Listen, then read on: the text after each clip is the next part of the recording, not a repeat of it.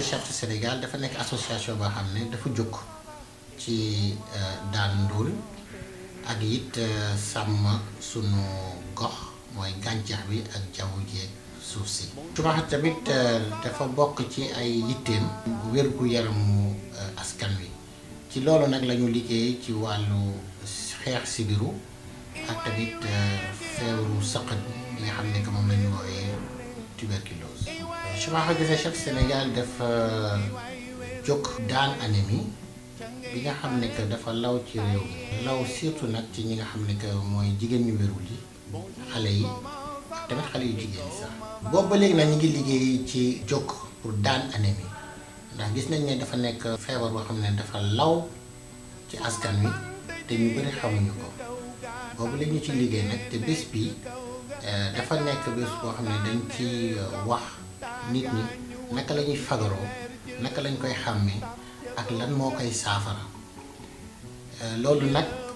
dafa nekk rek benn jéego bu njëkk yeneen jéego yi mooy dañuy fexe mu law ci réew mi wala ñu def ko benn programme boo xam ne du ñu tàyyi mukk ci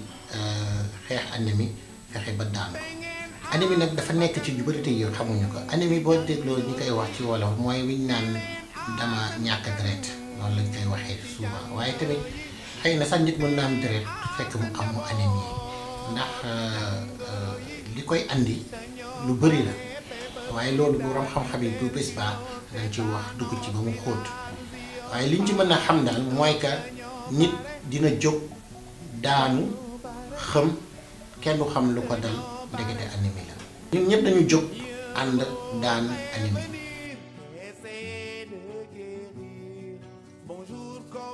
anémie dafay dëkkandoo boo xamante ne dama yàgg ak moom te miinuma ko parce que dafa nekk koo xamante ni day ñëw jóg sa biir mën la te doo xam ni moo la mën donc ma yàgg ak moom nekk ak moom mooy gàllankoor lu bëri sama yaram mu jaaxal ma ndax du ma ko xiiboon naturellement mais xamoon naa ni anémie naa mais xaw ma ni tultulaat yi may yéeg si sama yaram anémie moo ko waral. ba tax na bés ma xëy daal di def taxaw seetlu ndax booy dem nag ba xamatoo foo dem da ngay def taxaw seetlu daal di def auto évaluation sama bopp nag jël signe bi nga xam nekk ni bu dem commencé si méttitu bopp di miir ba yenn envie di mel ni lekkum kew lekkum ceeb bu ñoru yuyum glace may jël yëpp di ko méngaleeg anémie di xool lan lay dem ba gis ne ñooñu ñëpp ay signes anémie moo ko anémie moo lay créer envie yooyu moo commencé gis na ne lii di jar na wax.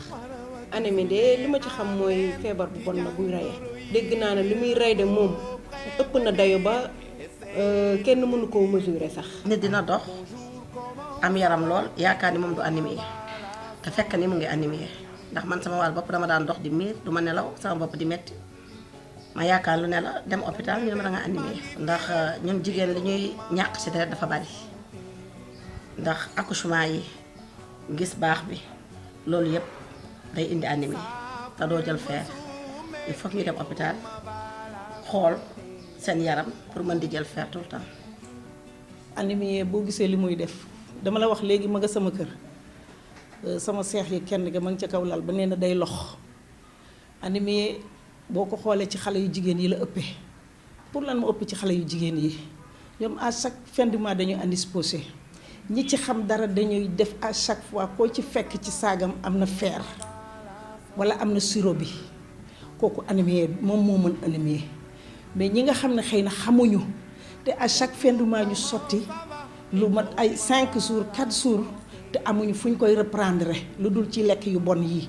kooku anémie fu mu ko songu man ko boo ko dee xool ci xale yu jigéen yi ci toll ci indisposé ci ñoom la gën a yab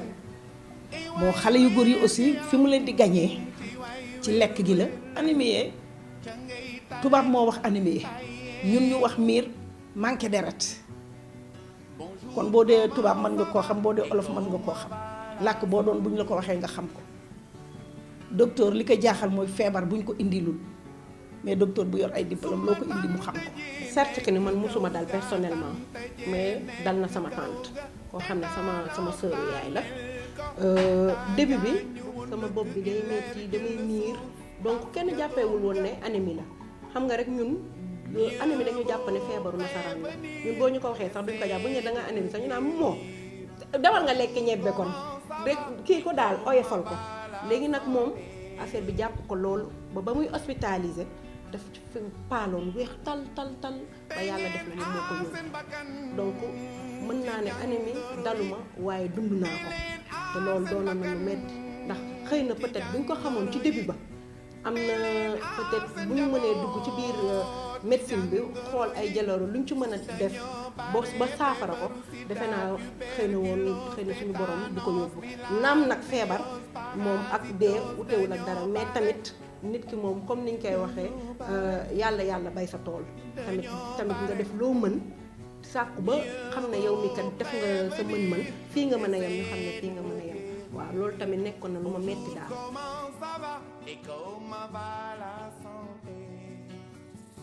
association boobu dama leen di sant di leen gërëm ñu Schumacher Gesellschaft ndax anémie si bu ma koy sant si loolu rek laa koy sant ndax moo tax ma xamanteeg ñoom si cadre boobu laa xamanteeg ñoom ndax xëy na tey su dul woon anémie du ma leen xam bu ñu fekk la ñuy xarañ sawar ci liggéey donc ba ñu jógee ne dañuy def journée sensibilisation boobu dépistage bi si biir Médina ñu ne il faut ñu porte d'entrée pour Médina ñu ñëw fekk fa Schumacher ñu commencé fa def activité yu bëri doonte ute naag anémie mais li ñu doon def miin nañ ko donc mu nekkoon loo xamante ni vraiment tey jii si lañ nekk di collaborer mu métti ñuy jéem ma gis ni pas-pas bi si ñoom ak gëm gi ñu gëm li ñuy def ma xam ne comme nii war nañu mën a dem ak ñoom. alhamdulilah déjà journée boobu ñu ngi naan dañu naan day toucher les couches vulnérables mooy maanaam ñi nga xam ne seen loxo yeggul seen ginnaaw ñi nga xam ne amuñu IPM bu leen mën a couvrir donc loolu sant yàlla la man su ma sañoon dañ koy def chaque année. mu doon loo xam ne day dem ba nekk au niveau national parce que dina dimbali ñu bari daal ndax yemut fii rek Médina bëgg naa ñu yemal ñu yóbbu ko ci gox yi nga xam ne ñoo gën a sori Sénégal au fin fond du Sénégal ñu yóbbu ko fa parce que am na ñu ko soxla loolu te dina leen permettre au lieu que ñuy dem di fay wala ñuy am jafe-jafe di pour mën a xool seen deret ndax am nañ ko amuñu ko journée boobu dina leen mën a dimbali ba li dal sama tante peut-être mu bañ leen dal ñoom it. waaw association Schumacher xam naa leen bu baax ndax ay acteurs de développement lañu ñu ngi fi nekk di sukkaleer jeunesse bi ak xale yi ci biir Médina chaque weer jigéen war na saytu yaramam ci feer.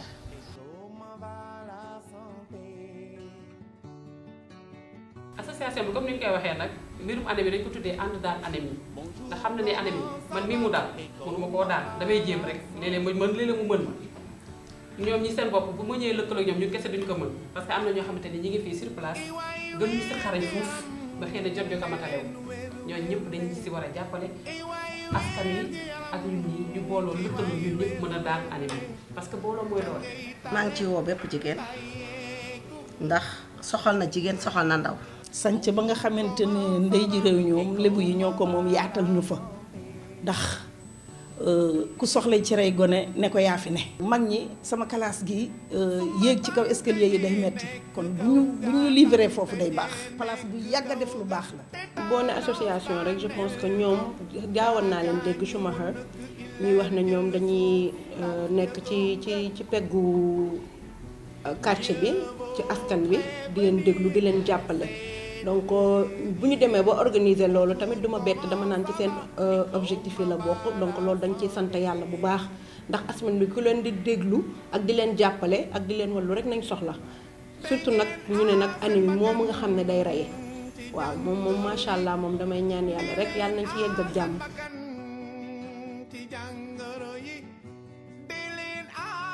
noonu ndax sa noonu mooy ñëw di la woon kanamu xarit di la yàqam. su ma mënoon wax mostop sax dama koy wax dama naan loo xam ne la day raam di jël ci ñag bi la lu doy waar la mi ngi dugg ci dëkk bi di rey te kenn yëgu ko te li muy rey ëpp na jéggi na dayu daal loolu laa ko mën a nataalee daal. mooy feebar bi nelaw ci nit bu yeewoo rek day yàq ndax kenn du ko gëm.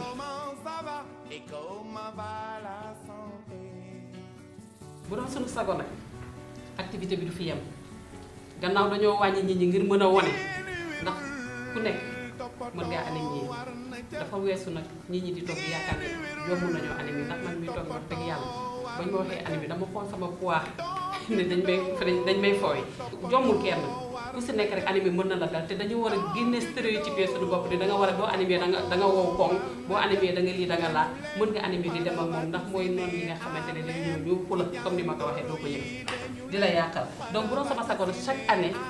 dinañ ko def au grand minimum ñu koy def di sensibiliser nit ñi di leen ñaax ba ñu doon seen sago ñuy am sa journée nationale de l'anémie nga xamante ni Sénégal yëpp lay dëkk ndax paj mi it méttiwul wax dëgg yàlla donc xëy na ñàkk xam bee tax ndax suñu lekk yaa ngi fii nii man su ma gisee ñu ne ni fi ñu toll dans le monde entier ñëpp anémie nañu wante ñu ne Afrique ñoo ci gën a anémie damay am lu ma métti suñu xol ndax ñun ñoo warta anémie suñu lekk yaa ngi fii. d'accord ma ci ñu yemale ko fi mi ngi mel ni palaat bu jën rek mooy sunu cosaan sénégalais lu mu lekk bu lekkul ceeb bu jën danaan lekkuma boo si bureau xalaat nga anémie boo sojee xalaat nga leneen fekk la ci naaj bi tàng nga ne tension guddi doo ñemee lekk yàpp sax ginaar a ci tane kon dañ ko war a yaatal bu baax a baax waaye nag jërëjëf ki ko jiite jërëjëf ki ko xalaat jërëjëf ñi leen fi indi at mu jot war na fi am lu mat ñetti yoon wala ñeenti yoon sax. activité bi war nañ di ko def at bu jot bu ñu ko mënoon def sa fa juróom benn weer ñu def ko parce que nit ñi sàggan nañ ci feebar boobu gëmuñu ni feebar la mais feebar la te day lore. ñun ñëpp nañ àndandoo daan anémie ndax buñ ne ànd ubbeel nañ ñëpp ci nañ bokk ndax booloo mooy doole bu ñu àndee def kurpañ ne tell anémie mu ne këlëb ci suuf daanu bu ko defee nag xëy na nag yii di am ak conséquences yi rey yi dina wàññeeku ci kàttanu yàlla. ànd naa ci li xale yi wax ànd daan anémie waaye nag ànd gas anémie yëpp lu ci gën a doy waar ànd daan ko mën nga ko daan mu jóg mën na laa daan doo jóg mais nañu ànd gas anémie. bépp jigéen ak ndaw ñu bokk ànd daan anémie. di woo ñëpp di ñaax ñëpp ñu ñëw ñu joxante loxo daal di ànd daan anémie ndax mbooloo mooy doole. tétanos daaneel ko taagaañu woon nak ileer jël suuf taf ca góom ga. Mieux vaut prévenir qu'essayer de guérir. Bonjour, comment ça va et comment va la santé?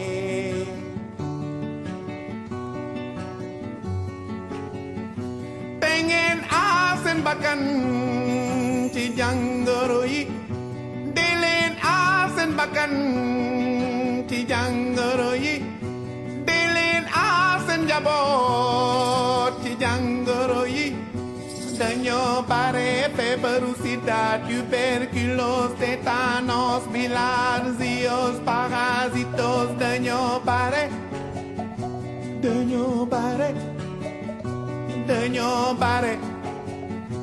mieux vaut prévenir qu'essayer de guérir. Bonjour, comment ça va et comment va la santé?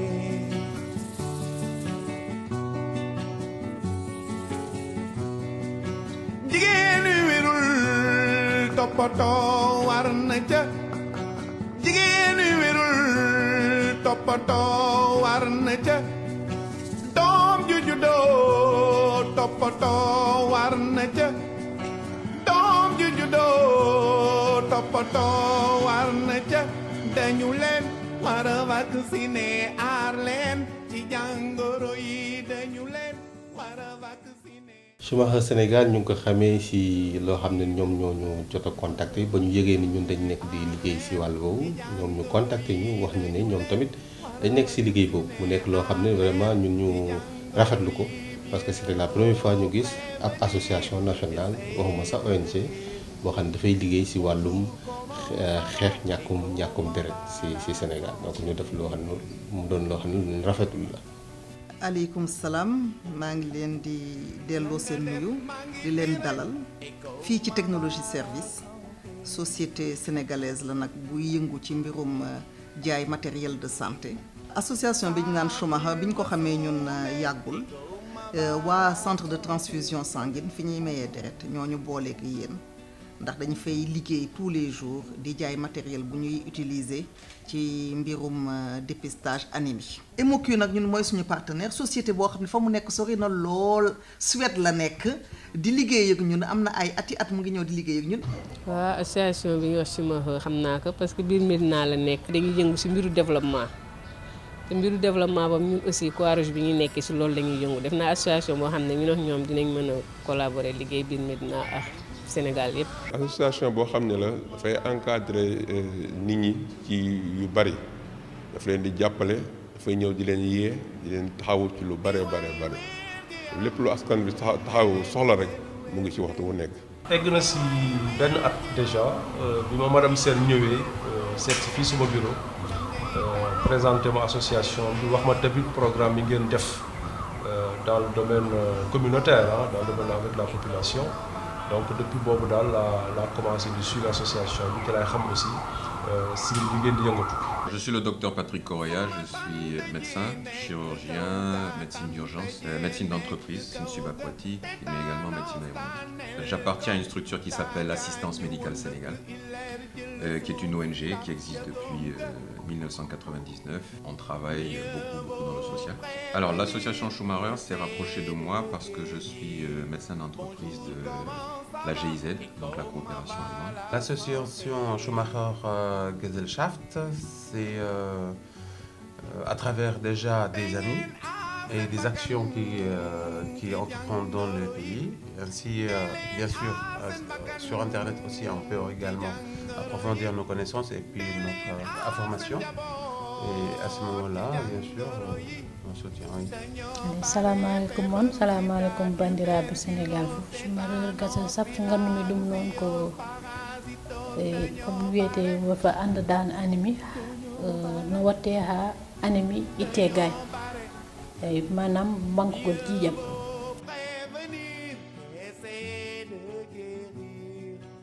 journée ànd daan anémie bi war a am le 28 avril ci Santhiaba c'est original comme ni ñu koy waxee parce que lu am solo la surtout parce que problème anémie ñëpp xam ne problème de santé publique la action la boo xam ni daal non seulement dañ ko war a répéter mais waroon na mën a law waaw ñu étendre ko xam nga ba nga xam ni mu dem ba au niveau des yeneen régions yi. loolu lu am solo la parce que xam nga anémie feebar bu law la ci sunu réew boo seetloo ci àddina bi yëpp sax téeméeri nit yoo jël toll nañ ci à peu près ñaar fukk yi yoo xam dañuy souffrir anémie boo jëlee fii ci réew mi mu nekk ci xale yi mu nekk ci jigéen ñi wérul ni anémie daal lu law la loo xam ni population bi daal dina leen poser problème tout le temps donc waxtaan ci affaire anémie nu ñu koy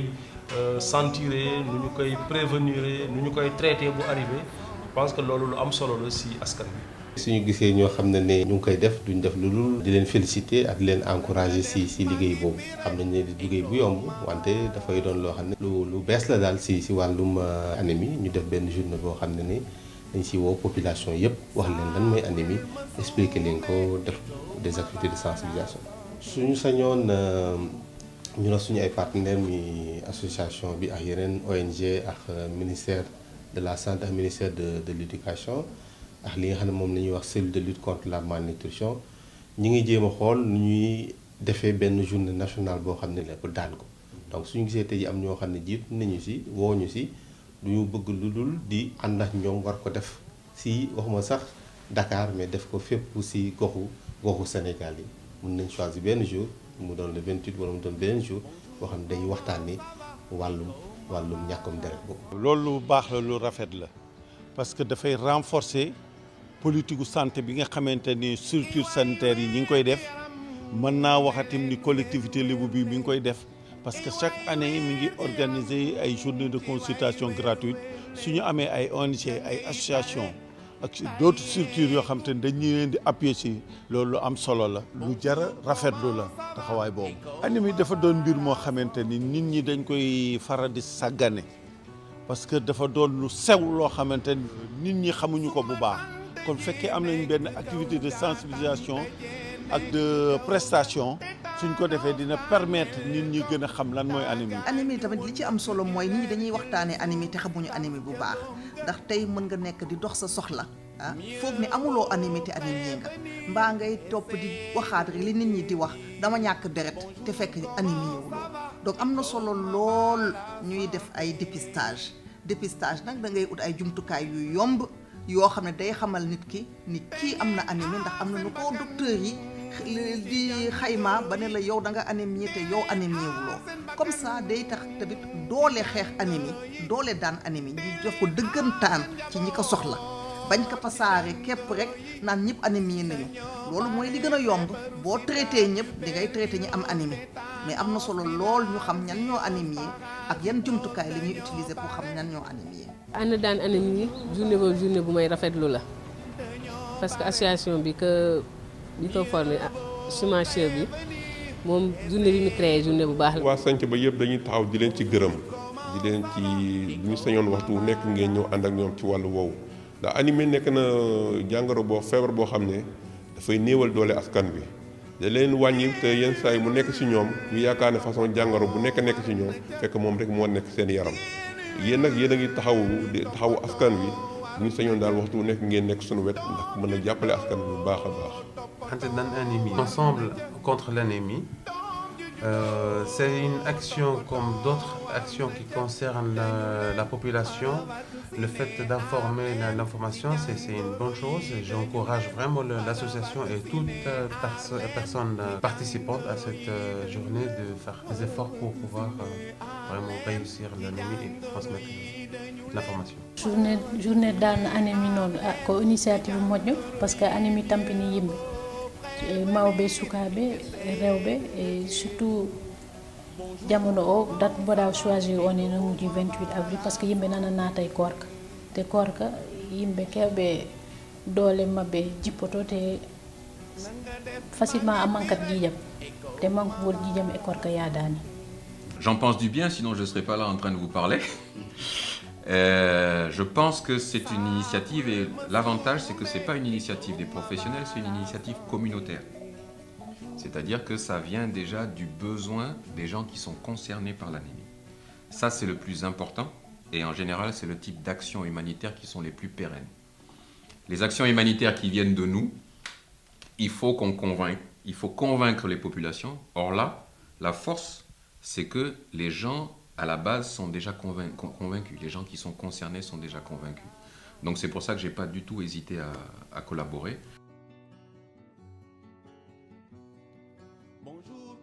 anémie xam nga comme feebar bu law la baax na trop ci biir éducation population pour la santé ñu ci boole mbir boobu donc mun nañ koy def régulièrement mun nañ ko aussi di ko gën a xarale ci yeneen feebar tamit wante éducation la boo xam ne pour man daal lu am solo la pour population. activité nationale la ñuy ñaan yàlla mu nekk ko te seen taxawaay daal gis nañ ne rafet na bu nekkee national dina jàppale askan bi ci lu bare. daanaka activité bu ñu war tollanti la ndax xëy na sax doyul ndax xëy na fii da ngeen tàmbali ne de ànd daan anémie waaye xëy na da ngeen woon tàmbali tamit ci xamle lan mooy anémie kon yaakaar naa ne lu ngeen war def ci yeneen gox la bañ a yem rek pencum sanc ba waaye génne ko sax Médina bi def ko ci yeneen gox ba pare nag di ko tollanti régulièrement. du ñu war a yemal dafa war a am suivi dafa am war a amatim suñu jógee fii gëstu yeneen i gox gën a ñëw fii parce que tant que suivi amul répétition boobu amul activité bi rek dafay mel nit ñi dañuy gaaw a fàtteeti. Quand on lance une action, il faudra quand même faire derrière un suivi. Il ne faut pas laisser une action mourir comme ça, il faut toujours la réanimer hein, et puis toujours être derrière. Comme le produit, le service qui est après-vente, on dit service après-vente, donc faire des réparations et être derrière. Donc là, ici, derrière toute action, il faut un suivi. Activité ko activité moƴƴo machallah et foti waɗede répété et pourquoi pas waɗe e diwanuji goɗɗi wona Dakar tan waɗe décentralisé dans les régions. bu ñu mënoon di ko répété à chaque fois dina baax parce que anémie dafay kii te nit ñu bari xamuñu ko bu ñu ko mënee gën a publier dina baax. J'espère bien que ça va durer longtemps et que ça va se reproduire. wàllum xeex anémie yi dafa bëri ay solution benn ci solution la loo xam ne ni dañuy jox lu weesu nit ki li muy lekk ñu jox ko ay comprimés yoo xam ne ne dafa am fer ak acide folique ba dimbali ko ba nga xam ne ni en mode prévention loo xam ne na tax anémie bi du am ci nit ki di ko jox chaque semaine wala di ko jox chaque jour mooy supplémentation bi. pour man anémie daal boo xoolee ak anémie bi nga xam ne ñoo gën a bëri ci suñuy réew li gën a bëri suñuy réew mooy ñàkk fer te fer boobu nag mi ngi ci biir alimentation bi donc pour man daal bu ma doon jël benn mot bëgg ko booleeg anémie dinaa ko jegele trop lépp luy jëm ci affaire nutrition affaire lu ñuy lekk waaw du rek nag loolu mooy indi anémie wante moo gën a law ci réew mi. Le problème de l'anémie, c'est que c'est une affection qui est très négligée. L'anémie n'est pas une maladie. L'anémie, c'est un signe, c'est un symptôme. Donc ça fait partie des symptômes d'une maladie. Et elle peut en être également la cause. Oui, donc c'est pour ça que et elle évolue à bas bruit. C'est une affection qui est très silencieuse. Donc forcément, il faut avoir un suivi permanent. Et il n'y a pas de profil particulier de gens qui sont anémiés. Donc c'est pour ça que toute la population est concernée. Tout le monde, vous et moi, tout le monde est concerné. Donc c'est vraiment à dépister chez tout le monde.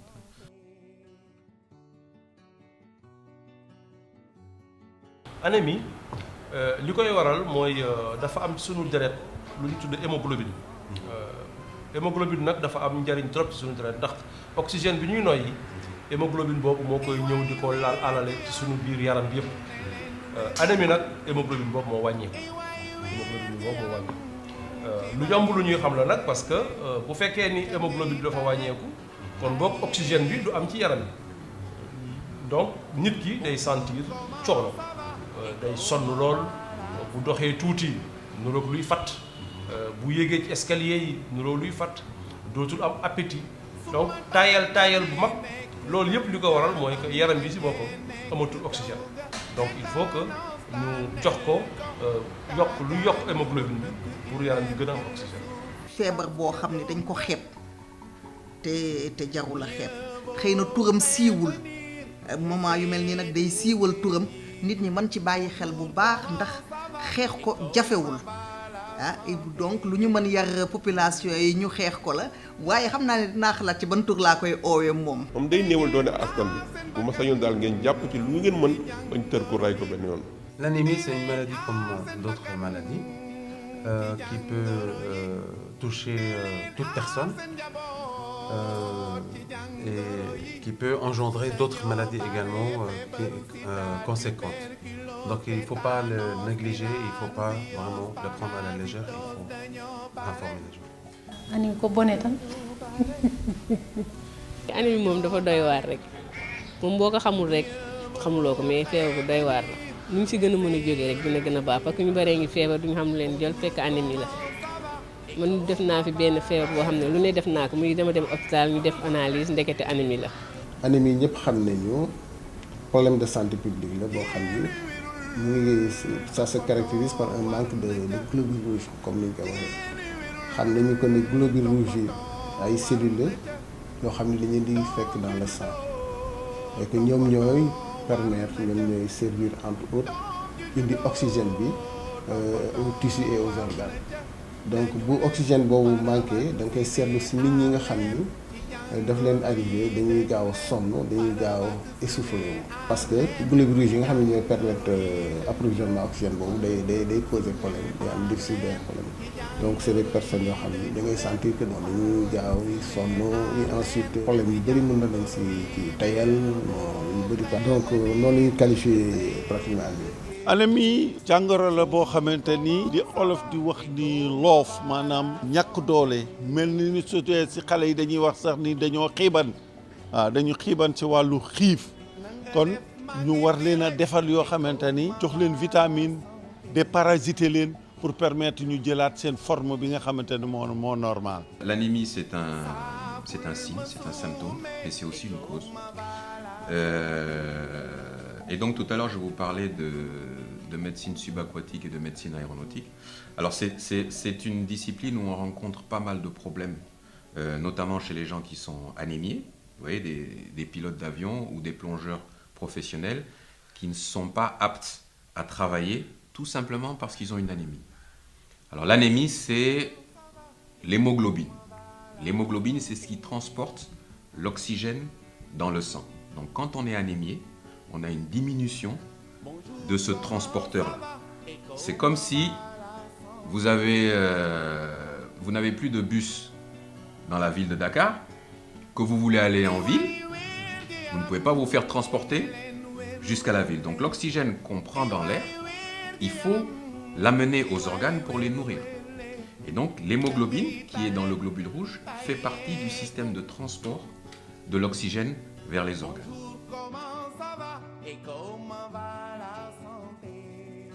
ànd daan anémie rek loolu lu am solo la ànd daan ko nag dafa bokk ci ñetti yoon il faut que nit ñi xam ko mooy éducation bi il faut que ñu prévenir ko mooy que ñu xam lépp loo xam ne war na mën a joxe anémie ñu moytu ko ak troisièmement il faut que ñu traité ko mooy li nga xam ne aussi nit ki anémie na ba pare daf ko soxla pour anémie bi disparaître ñu mun ko jox. ànd daan anémie moom la ñuy souhaité waxtu wu nekk ñu sañoon daal ngeen jàppale ñu ci bu baax a baax a baax. ànd daan anémie rek. ànd daan anémie rek. loolu daal laa bëggoon ñu ànd daan anémie. kon ñu ànd daan anémie. ànd faagagal anémie ba nga xam ne suñu jigéen ñi nga xam ne ñu ëmb ak suñu xale yi tout tànk yi ba nga xam ne anémie bi du leen dal wala du leen sonal. ñun ñëpp ñu boole suñu loxo ànd boole suñu doole ku nekk ak xam-xam ak sa mën-mën ak li nga yaakaar mën nga ko indi nga indi ko ñu bokk ànd daan anémie. kon ñu ànd daan anémie rek. Parásitos dañoo bare. ànd daan anémie rek. Dañoo bare. Mieux vaut prévenir